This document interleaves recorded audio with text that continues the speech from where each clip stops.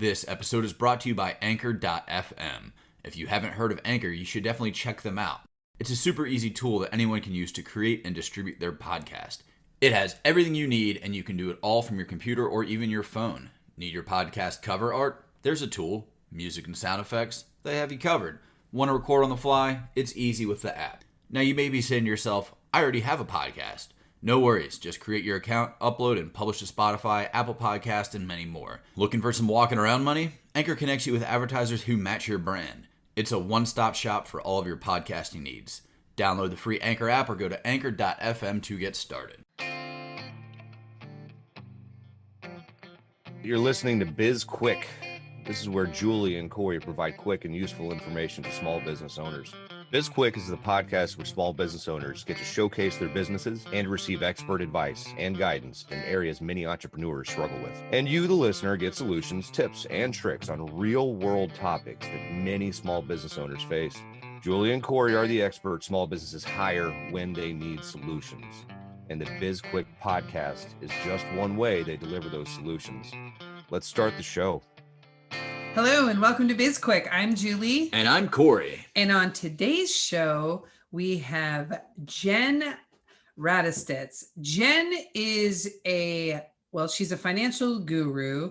She loves to work with ambitious women and business owners, and she loves to get uncomfortable. She's got bold faith, guts, and discipline.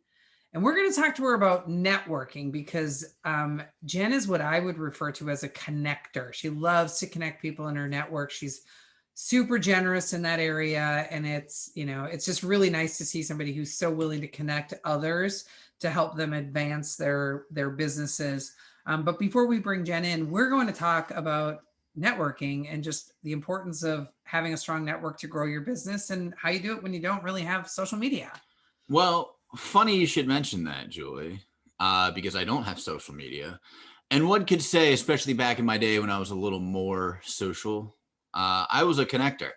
I knew everybody in every place, especially when I was working in a small college town. It's easy to get to know everybody, all of the vendors, all of the employees, all of the regulars across the town.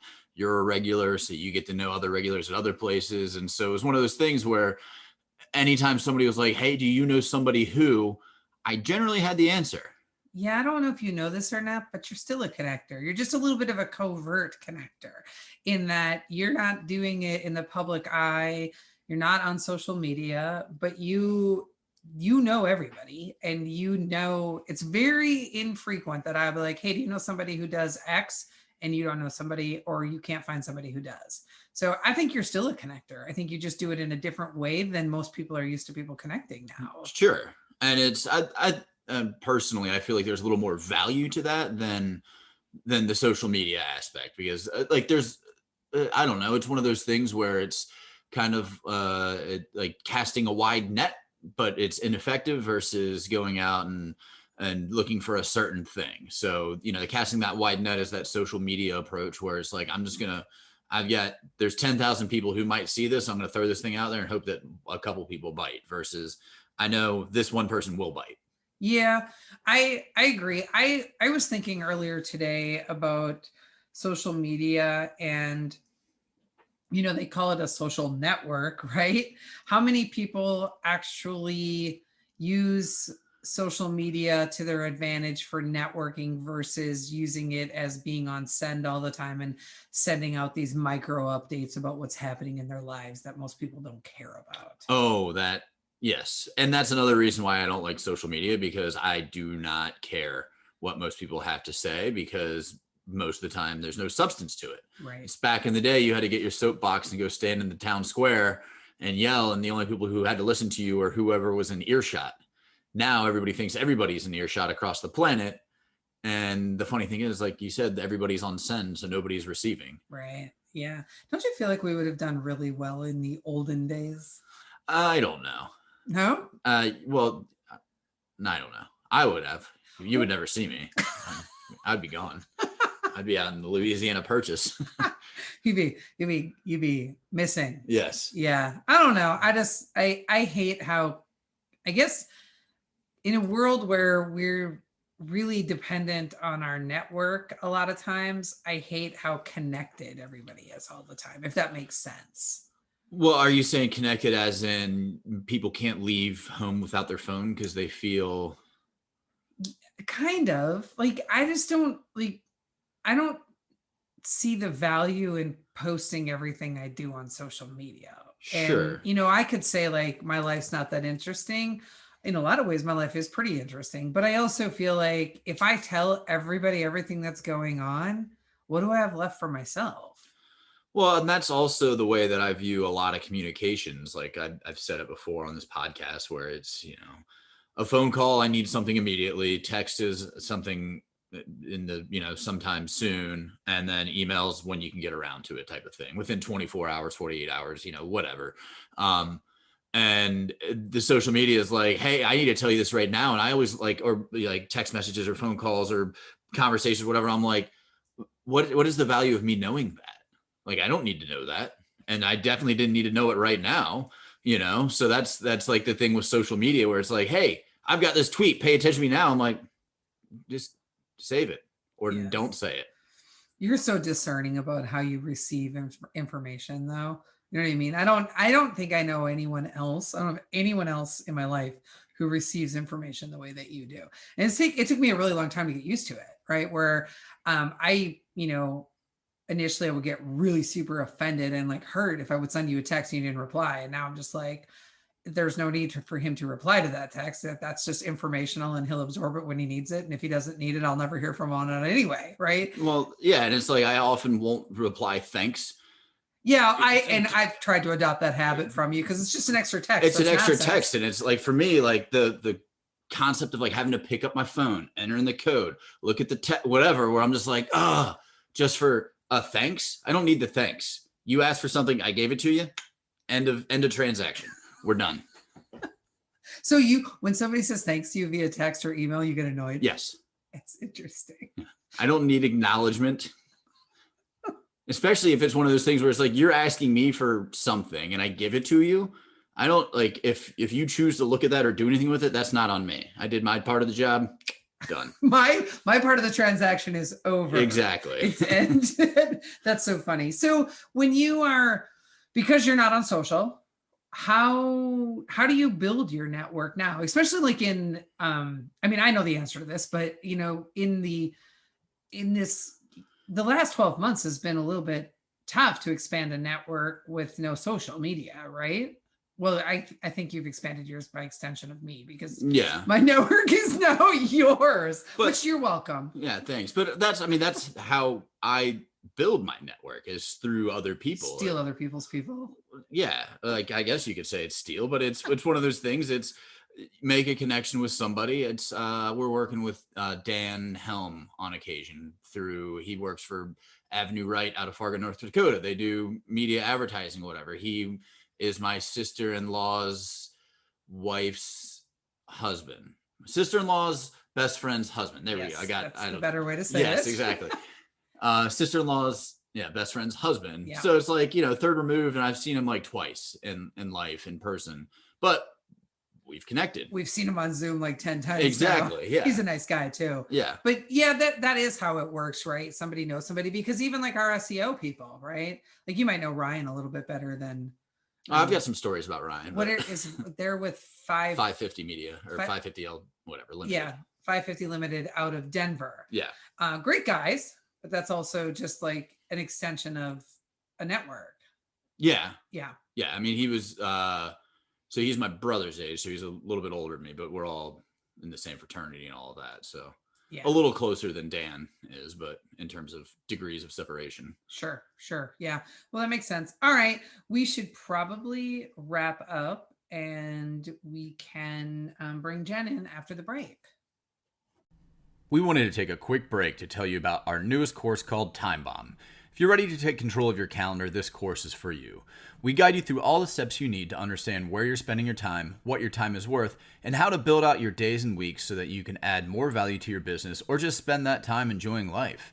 We have 3 options for you: the course, a bundle which includes products designed to help you become more efficient with your time, and a boot camp where you'll get time in a small group setting to get the personalized help you need. Head on over to sbpace.com to learn more. Time Bomb. Take control of your calendar, gain control of your life. All right, welcome back to the show. We've got Jen with us. She is in Chicago, Illinois. And like we said earlier, we're going to talk about networking and the value of your network. And Jen is quite the connector. So Jen, can you tell our listeners a little bit about you and what makes you so great at connecting people? Sure. Well, thanks for having me. To just start it off, I'm Jen. I'm married. I live in Chicago with my wonderful husband, who's a teacher. And really the whole connection piece is I started my own practice, my financial practice in December of 2019. And I quickly realized that in order to build a business, you have to be connected and you have to continually be connecting. So that's where I kind of jumped into this space of needing to understand and how to do it properly. But just a little bit more background before I jump into that is I come from a really small town. So people usually giggle when I say I had 28 kids in my graduating class, my high school graduating class, but I had 500,000 chickens. So, so I came from a small farm community where there was more animals in the farm than there were people. And so really when I started building my business, I realized that I had to expand my network. And that's where I got really uncomfortable and just led by faith and started connecting with people in more of an untraditional way than I was taught to connect with people, if you will. Sure. But so you said that you started your business in 2019 and had to start connecting, but connecting isn't something that you just start doing. You can't just say, you know what, I'm going to start connecting today. Like that's kind of, it's a personality trait. It's something that you have to build or it's just a part of your, like how you're raised or how you grow as a person. So like, how did you start connecting? So I would say it actually started at more of a younger age for me than just in 2019. So I've always been wanting to know everybody. And I think it really stems from coming from that small town for me, where I felt like I didn't know anything outside this little bubble that I lived in. So I wanted to go to the biggest school ever. I went to the University of Illinois and my goal was to meet a new person every single day. And just connect and find out what's going on with everybody and how that works into my life. But to fast forward to right now, what does it mean? You do kind of have to have the personality, but to be completely honest with you, Corey, I'm an introvert. I have to make myself be bubbly and outgoing and try to get in front of people and do all those things, which people think I'm an extrovert, but I'm really not. So I actually get really uncomfortable every time I network. And I also thought about it from a business perspective and a personal development perspective. I wanted to be surrounded by people that had same visions as me, values, morals, all of those things. And so that's where I said, hey, if I'm not getting it in my initial network and I'm wanting to expand, I'm just going to have to jump into these places and say, hi, I'm Jen. You know, do you want to set up a virtual coffee with me? And we get to know each other similar to what Julie and I did, and really hit it off and have been becoming good friends since that. So networking starts off where you're not friends, and then you eventually build that relationship enough to become friends. And then the networking actually gets easier. Yeah. I am laughing at a couple of things you said. First off, I'm an introvert too. And I am an introvert. Like that's me scouring at Julie. Yes, he scoured at me. And you know how you can tell, this is how I define the difference between an introvert and an extrovert. And this is not my definition. It is stolen from somewhere, but you are an introvert or an extrovert based on how you recharge your batteries, not so much on how you interact with people, but if you need to be alone to become replenished and refreshed, you are an introvert. And if you need to surround yourself with other people to be energized, you are an extrovert. I am an introvert. How much time do I spend alone? I spend a lot of time alone. I don't know, but so question before we get anything.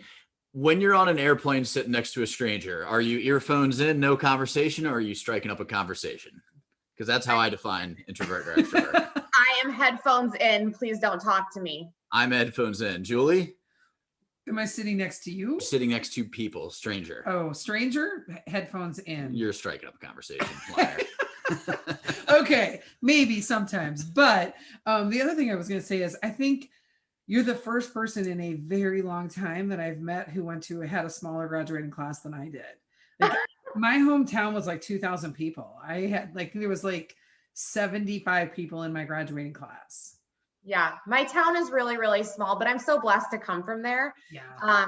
Because I had such core foundational values, really driven from there. But so I'm very proud of it. Although I was really excited to go to U of I too and meet a new person every day. Yeah, I'm sure. I know when we did our first, coffee conversation, one of the things that you did that impressed me so much was at the end, and for whatever reason, we just had this really quick connection, right? And you became like this safe space because I'm pretty sure it was our first call where I cried, right? I'm pretty sure I did, right? That happens a lot on my first calls with people.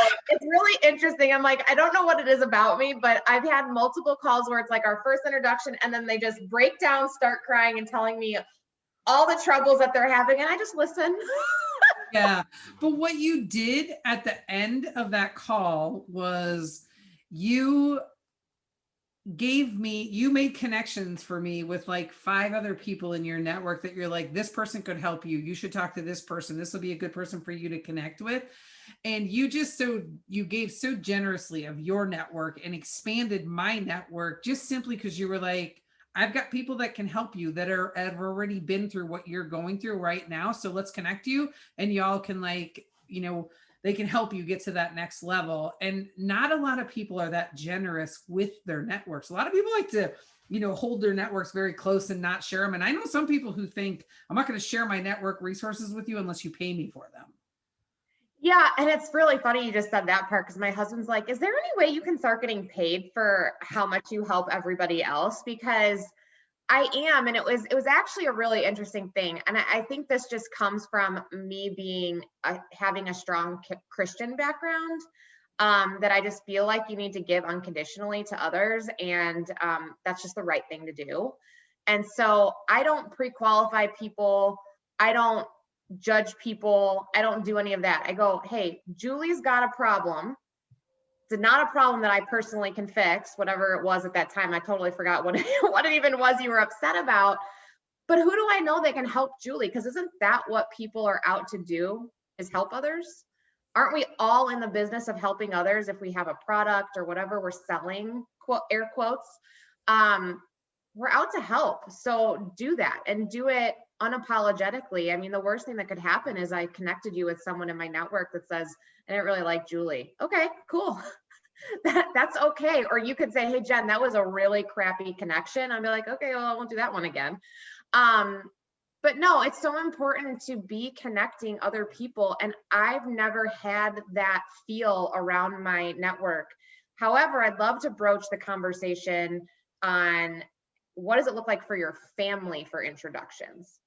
So I don't know about you guys, but I'm really easy. Well, I give everybody recommendations easily, but most people are really tight about referring anybody that's close to them versus someone that's a little bit more of a distance connection. Like Julie, it's easier for me to connect people with you or, talk really, really highly of you and do this great connection because I don't know anything about you except for what you've told me. Right? Whereas when I talk to somebody that is a close family member, I remember what they did at 10. I remember what they did at 15. I remember what they did at 25. And so like now I'm not just recommending the person they are today, but I'm recommending the person they may have been before and will that person resurface. So I think I don't personally struggle with that because I see people for who they are in this moment. But I think a lot of people in the networking realm do struggle with that.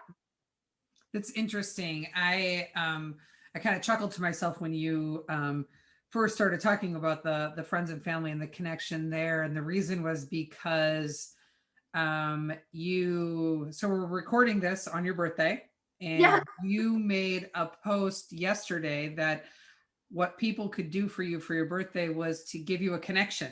That's what you asked for, was connections.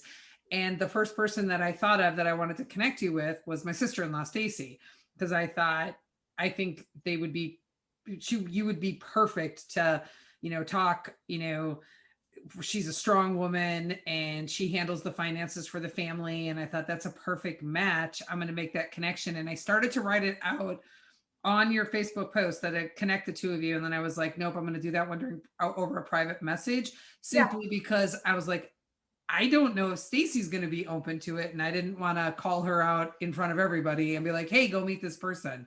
So, but yeah, I'm okay. If I like the family member, I'll connect people to them. Well, I think like such a big part of that, which I don't necessarily have a problem with, but I know a lot of people do, is they think that if that connection is bad, it's going to reflect poorly on them. Mm-hmm. Whereas I look at it as like, if I connect you people, you're adults. You can figure it out. If it works, if it doesn't, whatever. Like I'm doing my best to connect two people. Y'all can figure it out from there. Transaction's over. Transaction closed. Yeah. Yes. And I guess so. Also, my family, we are so incredibly tight. And actually, the connection stirred the pot a little bit in me building a business and reaching out to people. It stirred the pot because I reach out to people because I truly believe that what I do for a living, whether you work with me financially or maybe it's just I connect you to that person that gives you that ability to take your business to the next level for whatever reason it is, whatever connection it is, that's a win for me. But I stirred the pot because I was reaching out to some of my family's friends saying, hey, I'm so-and-so's sister, I'm so-and-so's cousin, I'm whatever. And I had one family member like, do not reach out to any of my friends without asking me. And, I pretty much snapped and said, hey, you don't own them. They're grown adults. If they don't like that I called them, they can ignore my phone call. They can tell me to F off. They can do all of these things. And they're like, well, he had said, what do I do when they call me and ask, why is your sister calling you? Or why is your cousin calling me? And I said, you know what you'd tell them? You say, why are you calling me? Why don't you call her back and see what she wants? I don't know what she wants. And so it was very frustrating to me because I'm the type of person that if there was a connection, it would be very easy for me just to say, hey, Julie's a rockin' person. Corey's awesome at what he does. And you'd be doing yourself a disservice not to just hear them out. And that, in my personal opinion, is how everybody should look at networking. Unless you hate the person and then you say, hey, he's really good at what he does, but he's a total dick. Like, go at your own risk. Like, you could do that too, right? Yeah. But you have to be able to let people evolve, make their own decisions, and just support others in their endeavors. Yeah, and I think when there's like the best intentions, especially in networking, like I'm going to try and connect these two people because I think that it's going to be mutually beneficial. Like there's nothing wrong with that. There is a way that you can do it that's unprofessional or like going behind somebody's back to try and get a client when you should have possibly talked to that person first or whatever it is. We've had that happen to us before. But beyond that, like I think that as long as it's mutually beneficial, then yeah, there's nothing wrong with it. Yeah. I was going to say, I think that, we talk about this a lot on Clubhouse, right? In the 7-figure sales room, Jen, in that, our giving back, like helping people advance, and like, we're not the right answer for everybody, right? If somebody has needs a solution that we don't provide, or we're not experts in, or there's somebody who's more suited for them, like, isn't the most important thing that they find the solution and are able to get better? Like, does it have to be us that provides it? No, it does not. And we can't, first off, we couldn't possibly say yes to every person on the planet who has a business. We just don't have the capacity for it. But also, you want to help other people advance and grow. And I remember when that conversation happened between you and the relative, and you were devastated by it. I remember it. It was terrible. And you were literally just trying to help people. And that's not how it was interpreted. Yeah. And the thing, yeah, it wasn't. And it was protectiveness on his side. And like we said, they start to take it like, hey, what if she doesn't do what she needs to do? And then my friend's mad at me. And, I think we just need to set that aside and just say, hey, we're all grown adults and everybody can make decisions. And honestly, who is it to someone else to say whether or not they get the opportunity to meet me? And I say that because getting the opportunity to meet me is a gift. I know that I bring a lot to the table. I know I have good intentions. I have all of these things that I want to bring to each and every person. And really, when you go into networking and you talk to someone, you have to believe that about yourself. I mean, because if you don't, where's the connection going to go? And so that's where I feel like, hey, for every single person, and when I'm talking to someone, of course, we are all trying to build our businesses, right? Every connection Julie and Corey make are wanting to maybe either A, that person's going to be a client, or B, they know someone that can be a client. Would that be pretty accurate usually when you're networking? Pretty accurate. Yep. Okay. So you're doing that, but that's just the thing. That first person, you're kind of asking them questions. You're getting to know them. You're seeing what ticks. You're listening for all of these different types of problems that maybe or maybe not you can be a solution. And at the end of the day, if they have a great experience with you and you never bring up your business at all, they're going to remember they had a good experience with you. And that's when you start building rapport and empathy toward one another. And that's when the like magic starts to happen, essentially. And there's going to be people you network with that you just don't jive with. And that's nothing against either one of you. You just didn't jive and you move on, right? Yep. Yeah, definitely. And I'm not a believer in karma. I don't think that there's some magic genie out there with a ledger, like keeping track of everything that everybody's doing and all of that. But to say that good things come to, good people or whatever, like it is true, because if you're 100% just like being like open and honest of, I don't want anything out of this transaction, I just want to connect the two of you, people are going to remember that, and you're going to get paid back at some point. And it might not be from that particular person, but they're going to tell somebody who might tell somebody, or 6 months, 6 years down the road, something might click. Oh, hey, I got the perfect person for you type of situation. Right. And I think it's also important. I don't know if you guys do this, but I keep like a list, this weird spreadsheet that is what I call the arsenal of referrals, because not at every minute of every moment am I going to remember. I network a lot. And so I don't always remember who's who, what they specialize in, etc., in regards to just right away coming off the top of my mind, especially if I haven't talked to them in 2 months. But what I do is I keep a spreadsheet and I'll put, Julie down and SB Pace, and I'll put like, had a great conversation with her, blah, blah, blah, blah, blah. She's really rad, yada, yada, yada, or whatever it is.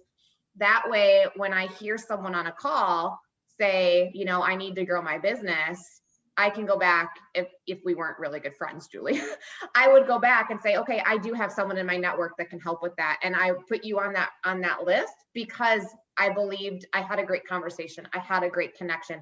Can you stay? Here's a good question for both of you guys. Can you have a great network of connections, but not be talking to them all the time, like friends? Ooh, that's a good question. I'm going to say yes. I have friends that I don't talk to for years and then just pop right back in, like nothing happened. It's, you spend some time catching up. But yeah, like for me, it's like you build that solid relationship, whatever it is. And again, they might not even have to be friends. It could be an old coworker, an old employer. I haven't spoken to them in years, but they know who I was at that point and can make an assumption that hopefully I'm still that same person. And, right. And I didn't abuse them at the time. And hopefully I'm not going to abuse them now in terms of, hey, I need help with something. Do you know somebody? Can you do X, Y, or Z? Yeah. I just think all too often when people network, they feel like they have, in order to get anywhere, they have to be best friends with those people. You don't have to do that. Like, Julie and I talk pretty regularly because we're usually in the same clubhouse room. But at the same time, even though I don't know Julie's deepest, darkest secrets, she is part of my network. And I would easily reach out to her in that moment of going, oh my gosh, like I reached out to our networking group because I was so mortified by what had happened with a connection within the family that, I reached out to all those people to lean on. And I think if you're surrounding yourself with people that have that same mentality, they're going to know It's nothing like rude if all of a sudden I send Julie a message and say, hey, I have a goal to reach, 10 new discovery calls this month. Would you mind, going through your phone and seeing if you got 10 people? I don't think I have to be, going to wine night with Julie to be able to do that with her. And that's my point. Do you have to be having regular interactions with these people to call on them in your time of need? Well, and I think that it goes back to whether you're just like a taker, because there are those people who are always asking for help and never giving back. But if it's always reciprocal, then it's one of those things where I don't think most people would really care if you haven't spoken to them in 5 years. If it's like, oh, well, he or she was a good person at the time. They weren't always trying to abuse the relationship. No big deal if you're just popping in right now, because I mean, the phones work both ways. So when people are like, oh, well, we haven't spoken in 5 years, you didn't call me either, So that's the way I look at it. Yeah, I think you have to, the goal in every relationship should be to give more than you take, right? And that's one of the reasons that, that's one of the things I love about Arate so much, is that that's the golden rule there: give more than you take. And for the most part, people are pretty good about that inside of that group. And I think, if somebody makes a genuine ask of me, I will help them, right? Like, it doesn't even matter. Like, if I don't know the person that well, or if I really like, am not like, even if I think like, I'm not sure I actually like this person, if they're making an ask and it's a genuine ask, then I'm like, I have the solution. I'll help them I'll give them the solution. I'll give them the person they need, whatever, because I just think help is never one-sided, right? So Jen, if you have a need that needs to be filled, you need a client for something, like you really need a new client to hit your numbers, and I have somebody who really needs financial help, are both of you not winning by connecting together? Right. So like, why? So even if you're like, I'm not crazy, and we had this situation once, not that long ago, like last summer, we were working with somebody, and she was not, she was a good person, and she needed help with something. She asked us to connect her to somebody. Actually, she didn't ask. She was just a good person, and someone else in our network who it's kind of a little bit shady, he wanted to work with her. And so he reached out to me and asked for her information. And I was like, yeah, I'm going to give it to you, simply because it was going to benefit her, right? She was going to be able to grow her client base. I was like, I didn't care if it benefited him, but it was a win for her. It was also a win for him, but you have to kind of look at it holistically and think, what is this doing? Who's it helping? Because the reality is there's always two people in the equation. And just because you're the seller of a service or a product, like, the other person who's receiving it is also getting help. They're winning in that equation. Right. And I think also when you do introductions, so once you've kind of built your network and you have all these great people in it, if I'm going to refer someone to the both of you, I just want to kind of highlight what an actual introduction, you can do different ways of doing, like an introduction email or a text message, or you can just have the person call them and talk to them beforehand or whatever. But I think it's really important to set the stage of why this connection is happening. Because all too often I've gotten a connection of just like, hey, Julie's really awesome. Jen, you're really awesome. I think you guys would have synergy. Okay, over what? Because time is important. Like, what are Julie and I jiving over? That's what I want to know, because I don't have a half an hour in my day to put a virtual coffee together to sit and ask, these stupid filler questions with Julie. Like, what's the point of us meeting? And so that's super important. And maybe it is not a mutual in regards to, maybe it's just, hey, Julie, I think Corey's a badass and you need to meet him because he's building this business. I don't know what he's got going on, but all you do is help businesses grow. And so I would set the stage for that introduction of, hey, Julie, this is Corey. This is why I'm connecting you. Corey, this is Julie. This is why I'm connecting you. And the meaning, it might only be a sale on Julie's end, but at least let both parties know why they're going into the meeting. because there's nothing worse than someone connecting me with someone and me going in and going straight into my financial discovery process and them going, whoa, nope, we didn't sign up for this. So, you know what I mean? So that's where it can get weird, and you just have to be, and that way, you know, sometimes people will say, I'll let you take it from here, and then go ahead and they can say, yeah, does this make sense? And sometimes a lot of people will be forward and say, hey, you know, does it make sense for us to get together, before they actually put it on their calendar? So I think that's really important too. And never underestimate the importance of a favorable introduction by a nominated person. Because most likely if I say, hey, Julie can really help Corey, and Corey and I are like BFF, even if he doesn't know Julie, he's gonna go, hey, you know, Jen's awesome, and I'm gonna take her word that I need to meet Julie because she has good intentions. Yep. That's a very important part of networking, and works really, to me, that's the best part. Like when it's like, you and I know each other well enough and trust each other enough that whoever you refer me to or I refer you to, you're going to go, okay, I'm going to take that one seriously because it came from somebody that I know, like, and trust. Yeah. And I think that's a really, really, really big piece of networking, is you're building trust with all these people. And that's how you're going to get referred, known, liked, and trusted. Yeah.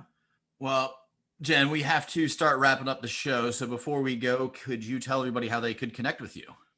Yeah, absolutely. I think the best way really is social media. So I'm on LinkedIn, which is just Jennifer Radostits. And then you can go ahead and find me on Instagram, which is at jen.rads, because Radostits is a mouthful. And so I abbreviated it. But those are probably the two. You can just shoot me a message through there. That's probably the easiest way to get a hold of me. I'm checking that regularly. Since today's my birthday, yeah, it's going to probably be pretty full. Great. Well, thank you again for joining us, and thanks to our listeners. And all of the different ways that you can connect with Jen will be in the show notes, as well as the ways that you can connect with us, which are... Yeah, you can connect with us on social media. We are on LinkedIn, Twitter, Instagram, the Facebook, and we have a YouTube channel. You can also reach us on sbpace.com. And while you're listening to our pod, don't forget to subscribe on whatever platform you're using to listen to us. Like us, give us a review. We appreciate any and all feedback about our show. We really do. And reach out about any topics that you're interested in hearing more about, or if there's been any guests we've had on in the past that you would like us to bring back, let us know, and we'll see if we can make that happen. And by the way, we wrote a book. It's a #1 bestseller. It's on Amazon. It comes with a companion workbook, and it's called Seriously Now What? A Small Business Guide to Disaster Preparedness. And don't forget to rate and review that book as well if you've purchased it. So back to the feedback. We love it. Give us all the feedback. So that's it for the show. I am Corey. And I am Julie. And this was BizQuik, helping small businesses across America.